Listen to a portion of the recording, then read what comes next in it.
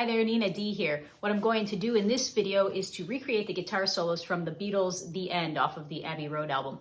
As many of you know, I am a Beatles nut. They are my favorite band, so doing this correctly, translating the guitar stuff onto violin was really, really important to me. And I have to say that this was probably tied for, if not the most difficult cover that I've ever had to deal with. It kicked my butt, and it took a really long time to do this. Not because the notes are hard per se, but because trying to make these violin parts sound like a guitar was much more difficult than on some of the other guitar solos that I've covered. Also, I hold the Abbey Road album and this song, The End, in such high regard. It's truly incredible that at the end of their career, the three Beatles took turns, Paul, George, and John, soloing each 2 bars during this solo, and it kind of just fit together perfectly. You know, this was kind of their swan song. Along with George Martin's production, this is, I think, one of the greatest things ever created. Paul McCartney's clear melodic lines, John Lennon's gritty, kind of dirty, nasty guitar tones, and George Harrison's just wailing perfection during the solo. I think particularly George Harrison's guitar work on the Abbey Road album is something of a higher power. From his solo in Something down to the last 4 bars, the guitar lick that he plays in the last 4 bars of The End is some of the most inspired guitar work I've ever seen. I don't think there's anything more beautiful. There was truly a higher power working through him, especially on this album. As I mentioned before, I had some difficulty recreating these solos. It took me a very long time and I got very frustrated. The only other thing that maybe equaled this in difficulty for me was learning the Rush song, Losing It. And kind of for the same reason. I was trying to make it sound right, and it just wasn't working. And finally I realized that I needed to tune my violin differently, and once I did that, it kind of all came together. And this was a little bit the same way. As I said, this isn't necessarily difficult because the notes are hard. This is difficult because trying to make it sound like a guitar was very difficult.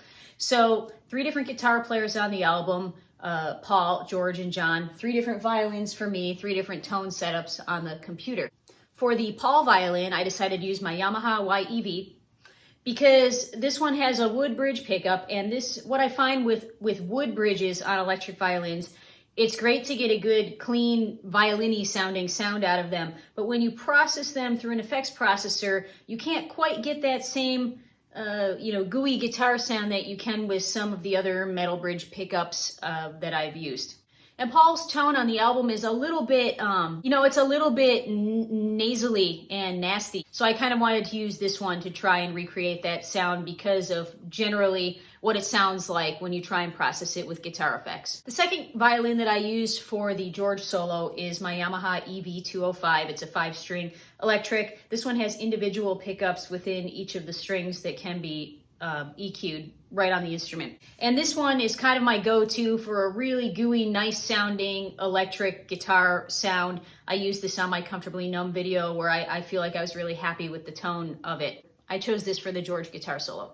Of course, for the John guitar solo, I chose this Markwood Viper 6-string fretted violin for obvious reasons. It was the grittiest and the dirtiest and the more guitar-y sounding of all of the solos. So the thing that initially took me so long to get this project going is I had my violins tuned to standard tuning. The 5 strings were tuned C, G, D, A, E, and the 6-string violin was tuned with a low F string on the bottom. Now I knew right off the bat that I would have to tune the F string down to an E to hit those low notes that John hits in his guitar solo, which the bottom note on the guitar is an E.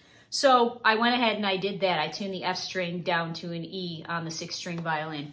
And I noticed very quickly that one of the things that happens is that written guitar notes, if you play those exact same notes on a violin, they sound an octave higher. So you have to take all of the guitar notes that you would read and you have to transpose them down an octave to play them in the same octave that would sound the same as the guitar solo. So after learning them an octave above for my show, which fits nicely into violin fingering, I transposed them all down an octave, which posed a lot of problems for me with this. So the standard tuning on the violins was not going to work. Then I decided, well, maybe I will try tuning the 6-string like a guitar. So I started tuning, starting with the low E up in fourths like a guitar would be tuned. And I quickly realized, this being the first time I ever tried to do that, Well, you know, the first string, I only have to tune down a half step. But by the time I get down up to the very top string, which is also an E string, I have to tune that string down an entire octave to make it sound in the same range as the guitar. So slowly from the bottom string to the top, they had to get tuned lower and lower, which meant looser and looser strings. And it was like playing a really, really bad country banjo at that point. That wasn't going to work either, even though in my low octave, I had the range that I needed to play these solos. Finally, I came up with 3 different tunings for 3 different violins, and once I figured out what the tunings needed to be, I could get these things recorded, and it was much, much easier for me to do. For the Paul violin, I had to tune my low string, which is a C, down to an A so that I could hit the lowest of his licks. And then relearning the fingering with a detuned string, of course, is something of itself. The George violin is the only violin I was able to keep in the standard tuning of C, G, D, A, E for the violin. The John violin, I tuned like a guitar for the bottom 4 strings. So E, A, D, G, I tuned down my strings to match that particular octave of the guitar. And then the top strings, the A and the E, I kept in the regular tuning because it was just not working for everything else. And it was interesting because by tuning the bottom 4 strings like a guitar, which is really the only thing that I needed to play chords the way that John played them in the solo, is that I could read the tablature with the frets on this violin. Like reading tabs actually worked on a violin, which, you know, obviously that would never work without this particular situation. So it was like playing power chords and bar chords on a guitar exactly with the same fingering as the violin, at least for those, you know, double stops that I was playing. As I said, once that I figured out how to tune each of these instruments to make them sound the most guitar-like, because playing them all in violin position did not sound like the record at all, it was a little bit easier from there. So I recorded the solos, and I also utilized a technique that I've never done before on the violin. Normally, when you try and emulate a bend from a guitar on a violin, all you do is you kind of slide up to the note or slide down to the note to emulate a bend. In this particular solo, I did something that I've never done before. What I managed to do is actually bend the string, because the low string was tuned so low that it was loose enough for me to be able to do that. So I've actually took the string, bent it, just like John would have on the guitar, up to the note that he needed to, you know, to make it in tune. And you can see that in the video when I actually make that happen, the first time I've ever recorded anything bending a violin string. When I finished recording the guitar solos, I decided I couldn't stop there. This is the greatest thing ever invented. It's the Beatles' swan song. I have to finish the song. I can't stop there. So, of course, I got Brody involved because he has the golden voice, and asked him to sing the Paul part. And I recorded the other instruments myself. I did the kind of rotary guitar, I did the bass, I did the piano part, and Brody did the drums for me because I just didn't have the time to deal with the drums.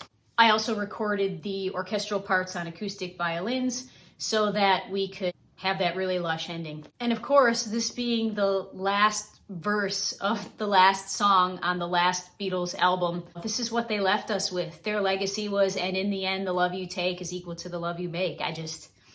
It's overwhelming for me to even process the gift of creativity that they gave us. And the only other time I think that this kind of creativity was even kind of matched was when after David Bowie had passed away and we all kind of heard his song Lazarus and saw the video, you know, the first thing you hear him say is, "Look up here, I'm in heaven."